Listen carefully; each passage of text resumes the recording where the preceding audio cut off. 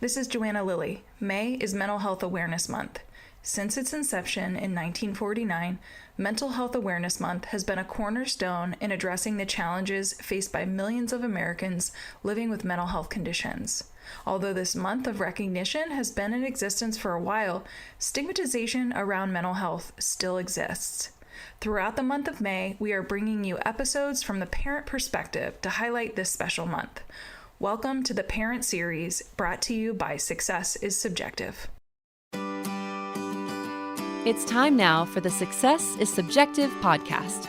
Here is your host and therapeutic consultant for young adults only, Joanna Lilley.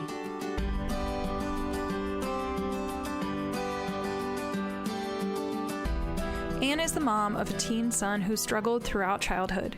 These struggles became severe enough in middle school and high school that she and her husband decided he needed to leave home and school at the age of 16 to get intense help. Anne found a program to help her child. His therapist in this program was the first person to identify a diagnosis. After 10 plus years searching for answers and the correct diagnosis, he was finally able to get appropriate support. Today, Anne can confidently share that her son is much healthier and more self-aware than he was before. In addition, she is better able to support him as he begins to walk through his late teens and young adult years. She talks about her experience navigating the hardships of parenting a child with seemingly inexplicable challenges throughout early childhood, and she is indebted to the practitioners and fellow parents she encountered throughout his treatment that offered her support and helped her child.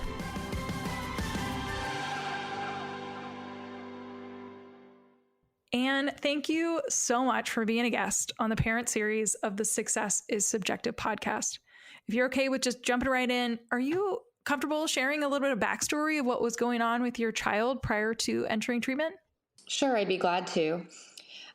He was a sophomore in high school and had just turned 16, and we'd had a rough year leading into his sophomore year of high school, and he was just appearing very depressed, not acting like himself. His grades were starting to slip. Just behaviors, he'd always kind of been a difficult kid, but just behaviors that were very unusual for him. And it just got to the point with his mental health that we felt like we had reached the end of our limit and weren't able to help him at home. So we sought an out-of-home placement for him. And just so I think one of the benefits to actually having parents anonymously talk about their experiences is also just kind of naming some of those emotions that you were feeling as a parent, kind of going through that process. I know you said, hey, he had some challenges, he was struggling, but it got to a point where we had to make that decision that an out-of-home placement was necessary. So can you just maybe shed some light for other parents that are listening on maybe how were you feeling at this point, or what were the range of emotions that you were experiencing during this time? Yeah, I had an undercurrent sort of just gut instinct and feeling of constant worry. I would say for about 18 months leading into the time that we decided to pursue an out-of-home placement. Some low-level depression, extreme worry. I knew something was wrong. I didn't quite know what was wrong, and was just having a hard time figuring out how to help him. And so, in addition to worry, there's a lot of helplessness, just feeling of helplessness, not knowing how to help your child. And, making a decision for an out-of-home placement was so hard because basically as a parent or as a mom, I'm admitting, I'm unable to help my child.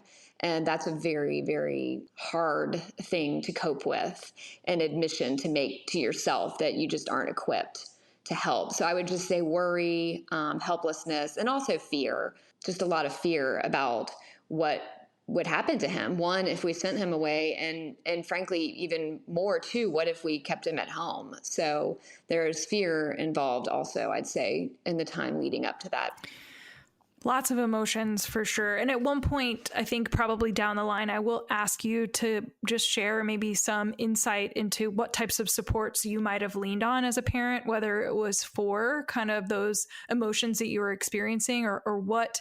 I like how you described it, the undercurrent kind of anxiety and worry. I'm just picturing this like constant charge.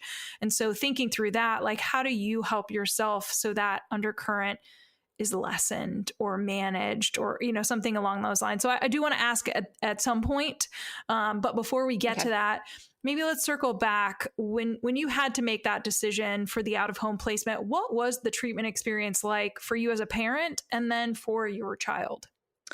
So after I got over the shock, I think, of sending him away and honestly the trauma of it a little bit, my experience of him being in treatment was after a few days of just resting and sleeping and feeling like, you know what, I don't have to worry every single minute. I was able to think more clearly and see the whole picture of our family and his health, just really just more clearly. It was very clarifying once he was away. And so for me, there was a time of rest, a time of clarity, and then a feeling that, okay, you know what, we are going to be able to move forward and be able to help him. And it was hard. My husband and I we were sad that he was away. And at the same time, I think we were hopeful that we could pause and let him reset and figure out what to do. As far as treatment for him, we didn't hear from him. You don't hear from your child for the first couple of weeks. He went to wilderness therapy. And so that was really, we heard from people at the program, but we didn't hear from him directly. And getting that first letter from him was just, honestly, it was amazing because it slowed down our communication. We were able to communicate with him in writing. We were able to read his thoughts without reacting and vice versa.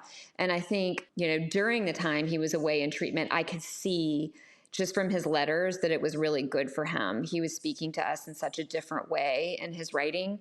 And of course, when he finished wilderness therapy, he was like a different child in a good way. I mean, his head was clear. He was behaving well. He was sort of back to the kid we knew. And he had a positive experience of he's an outdoorsy kid. So being out in the woods for him is sort of that's his thing. It's just very interesting, mentally comfortable being in the woods and camping and being outside. So for him, that was an excellent resource to help him.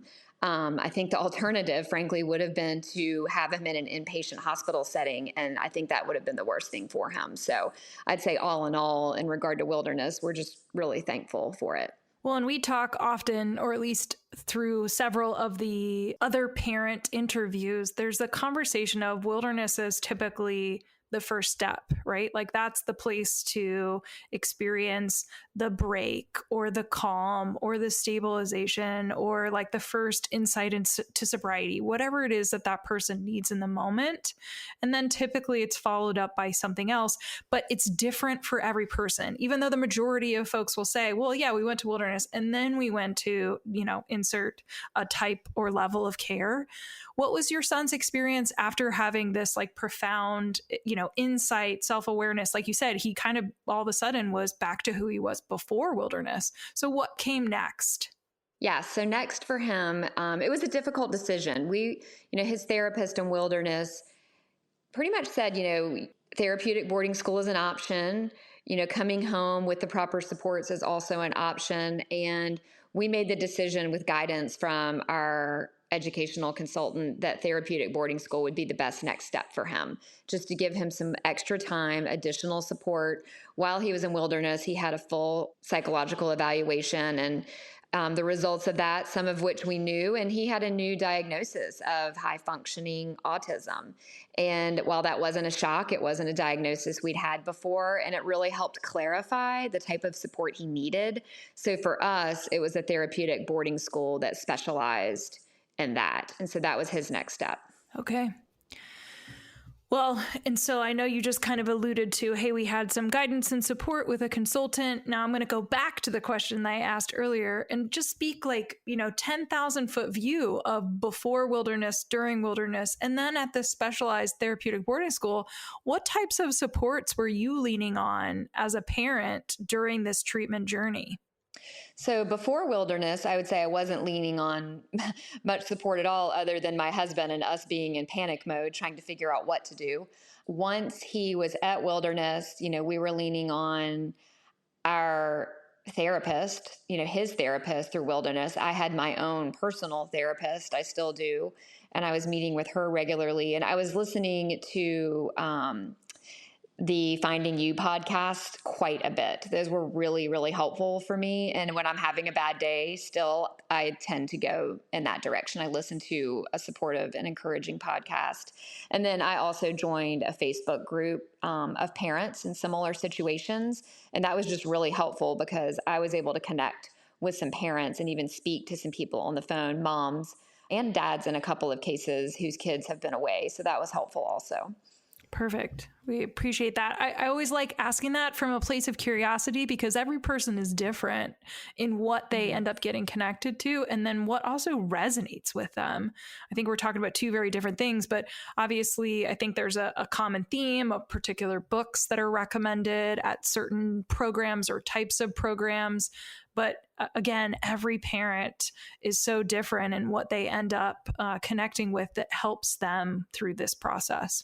Right. And then ultimately, our educational consultant, ultimately, he ended up being an excellent resource for us as well, just for advice and next steps. So, yeah, perfect. As a parent, your son went to the specialized therapeutic boarding school.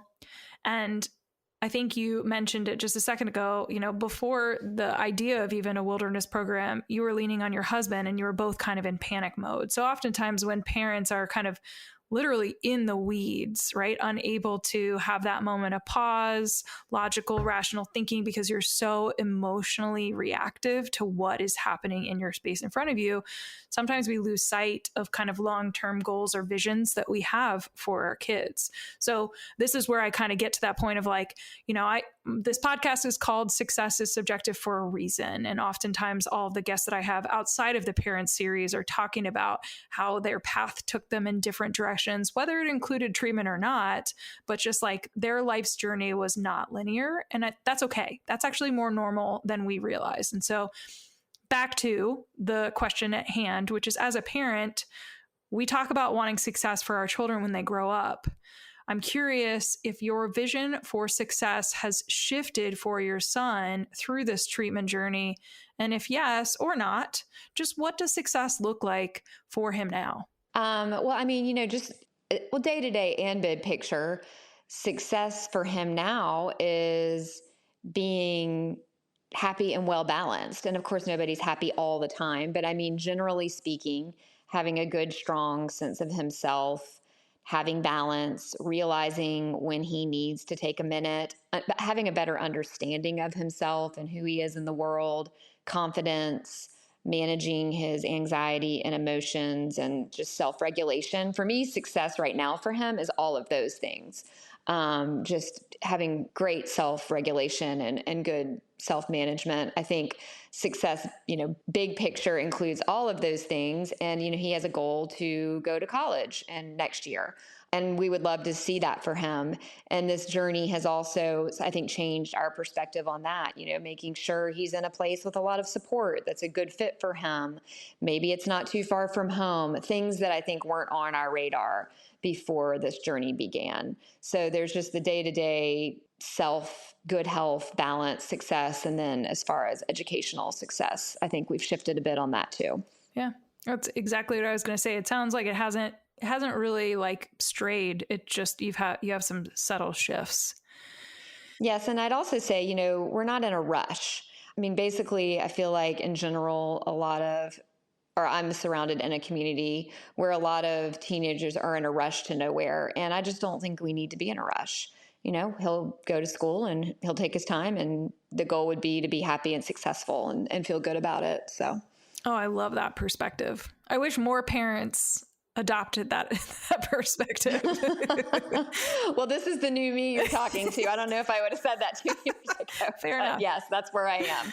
And I really believe in it. Oh, I love it. Okay. So with that said, and I think you did you peppered in like as you've been talking, you've kind of subtly dropped some suggestions, maybe subconsciously or unintentionally, that's really advice giving for parents, right? Because of your own journey. But I just want you to think about if you could give any other, piece of advice or support or suggestion, maybe to a parent right now who's listening to this, that's really in the thick of it, somebody that's not connected to a consultant, somebody that is just like really deer in the headlights, questioning. I think you said this earlier and it's no judgment, but like as a parent, I was internalizing this piece of like, how am I not able to help my own son? Right. So like questioning the ability to parent, which happens frequently, unfortunately, but we are human. And so we're constantly like processing that, trying to make sense of our worlds. But I digress. What advice would you give to a parent in the thick of it right now? I mean, I think for me, a big piece of this has been giving up control. So we can't control everything. We can't control our child. We can control ourselves, and that's pretty much it. Right. So for me, if I could go back and do it again and give advice, I would say, not trying to control the things you can't and ask for help when you need it and just own the fact that you need help and ask for it. That would be, that's what I wish I'd asked for help sooner. So, well, I know that there's going to be, I'm not even going to put a number on it. There are parents, because there are multiple parents, listening to this episode once it goes live that are really going to resonate with that advice of like, that's what I'm struggling with right in this moment. And I needed to hear that. So thank you for imparting that. I know it will be internalized and hopefully parents will follow through with that advice. But Anne, thank you again for taking the time to sit down with me, share a little bit of the backstory of your son's journey and your journey as a parent through this process, and for imparting advice for other parents listening to this episode. You're welcome. Thank you for asking.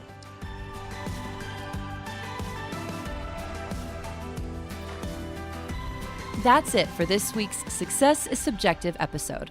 We want to thank our guest for joining Joanna on the show this week and for being willing to share your journey. This podcast would not exist if it weren't for people such as yourself.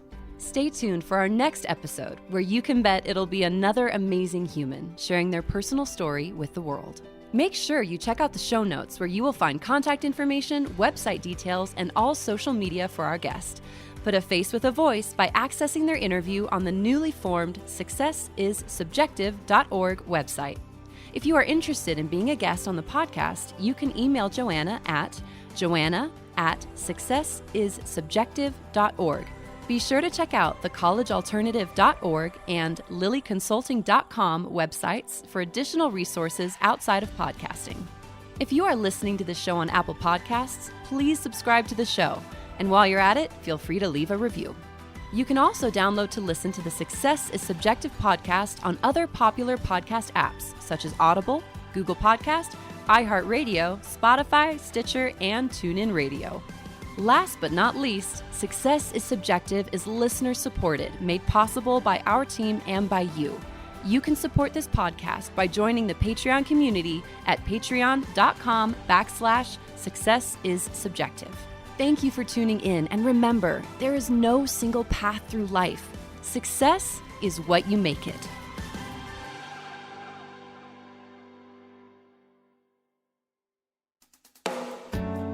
Do you have a teenager or young adult who seems to have lost their way? Maybe they need help navigating adolescence, adulthood, and decisions surrounding higher education. Or maybe they have become withdrawn, their grades are slipping, or they are flat out living a reckless lifestyle, and you're concerned about their health and well-being. If this describes what your teen or young adult is facing, a therapeutic consultant may be able to help. Mental health, addiction recovery, and higher education can all be equally expensive.